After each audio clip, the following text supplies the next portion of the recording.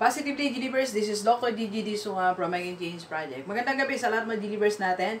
And sa first time po tayo mapanood sa YouTube channel, thank you very much. Please subscribe, click po na po yan, Doc Gigi Sunga. Alright, so 2 ways to increase your money. Kung ikaw ay employed, so wala tayong problema dyan. Kung ikaw naman may mga pinagkakabalahan, self-employed, so okay lang din yan. Kung ikaw naman na isang OFW, okay na okay din po yan. So kung ikaw may maayos naman kung malakad mo sa iyong finances.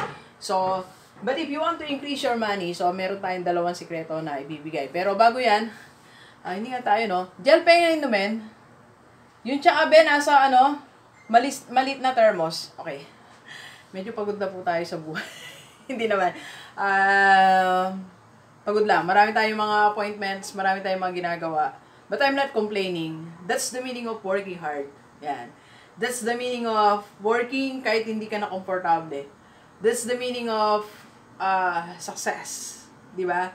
So, meron kang mga sinasakripisyo, meron kang mga ginagawa. Anyway, so, pero announcement muna tayo, bago tayo magpunta dyan, if you need career coach, yan, and if you want to advertise your business, tawag lang kayo, 0939-525-4311, yan, and if you need, yun na sa mga OFW natin na pauwi, kung gusto nyo magkakwentuhan tayo, magkausap, bigyan ko kayo ng konting tips on how to manage your money and start your business.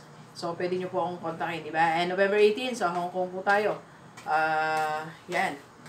Okay, mainit ba? Okay, thank you very much. Okay, 2 ways to increase your money. Kahit na mga estudyante, pwede natin itong gawin, di ba? Pwede natin gawin sa lahat. Teachers, principal, anyone dito sa buong mundo. 100 million, more than 100 million Filipinos, pwede natin gawin to. Okay? 2 ways to increase your income. Number 1, you need to sell something. Tama ba yung sell ko, Jel? Tinan mo nga. Okay, so, ito yung spelling, no? Sell something. Kahit ano lang, di ba? So, kung meron ka na mga nakitang bagay sa, nasa Divisoria ka, di ba? Nakadaan ka, ang ganda nito mga hugis na mga mugs na to. Bumili ka ng 10, ibenta mo sa mga kaibigan mo, sa mga klase mo, sa mga office mate mo, di ba? So, kung may nadaanan ka naman ng mga, kanina, nakita kami na may mga parol na iba't iba. So, picturean mo, sabi mo kay kuya, tutulong kita magbenta niyan, lalagay ko sa aking FB. Alright? You just have to sell something.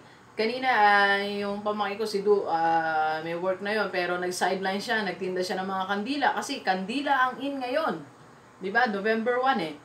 Then, coming Christmas, papunta na, yan na, marami ka na pwedeng ibenta. So, what I'm trying to say, mga delivers, para madagdagan ng perang hawak mo ngayon, you just have to sell something. Tama ba ka? Katanong na may mga binibenta mo. Kandila rin? Kandila. Tsaka cake. Dream cake. Diba? So, pandagdag lang naman, diba? Malay mo, may bumili. Kumita ka ba ng mga 200 a day, diba? Ayaw mo pa yun? Ito, nagpa-Facebook ka rin naman, diba? So, you need to sell something. Alright? So, aside from the money na benefit niyan, okay, in the long run, baka yan ay maging full-time job mo. Baka ayan ay maging full-time source of income mo. Alright? So, for example, t-shirt, you can sell t-shirt. So, ngayon, nagbebenta tayo ng mga t-shirt, baka pagdating ng araw, di ba? Part-time mo lang yung pagtitinda ng t-shirt, maging full-time mo na yan. Like yung pinagkukuhan ako ng t-shirt, part-time niya lang po dati. Ngayon, full-time niya na. So, hindi lang t-shirt, nanganak na, meron ng hoodie, may slim bag. So, sa kanya ko na kinukuha yung mga products. May mga mugs na rin siya, iba't ibang products, di ba? You just have to sell something. Ang sabi ni Grant Cardone, the secret to be rich, ang ginawa niya, sell something, be on sales.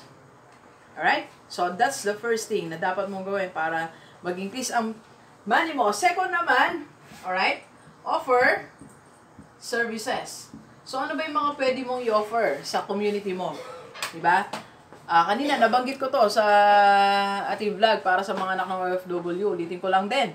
Kung meron kang skill, talent, kakaiba, okay, ibenta mo sa mga kapitbahay mo, kaibigan mo, di ba? So, marunong kang magkumpuni ng mga bagay-bagay. So, sabi mo, punta ko dyan, kumpinin natin yung mga bagay mo. So, just pay me. Di ba? Walang masama if you will be requesting for payment. Di ba? So, marunong ka sa computer, marunong ka sa mag-video, di ba? So, you need to i-offer mo services mo, then you will get paid. In my case, I'm doing this too. Itong dalawa po na to. That's increasing my money. And that giving me, you know, it gives me freedom na, like, kanina, dinala ko si nanay ko sa mall. Hindi naman sa mall. Sa, somewhere. Okay, bumili kami ng something. So, kaya ko nang gawin yon because of these two things. I'm selling something. Okay? I'm selling products. Okay? I'm providing services. Being a speaker, career coach, yan, business vlogger. So, yan yung mga ginagawa natin. Alright? So, ulitin natin, G-Lever, kung ano man ginagawa mo ngayon sa mga G-Levers natin. On top of that, gawin mo itong dalawang na to and it will guarantee you na mag-i-increase ang iyong money. Alright? So, please share this video sa lahat ng mga kaibigan natin. Kahit OFW. Yan, pwede nyo po itong gawin. Magtinda kayo ng kahit ano-ano dyan. Naalala nyo yung aking vlog kay Aling Gloria's Delicacies? Mga OFW, order sa kanya, binebenta dyan sa ibang bansa, di ba? Pwede po. Then, pag day off nyo, may mga services kayo, may mga skill ka na pwedeng gawin, pwede mong gawin sa inyong mga kasama dyan. Then, babayaran ka nila, di ba? Yan, so share natin sa mga OFW at mga kaibigan, pamilya natin, para sama-sama tayong mabago at tumulad ng ating buhay. Alright, so thank you very much, G-Levers. Enjoy the rest of the day. Yan, let's go, let's go.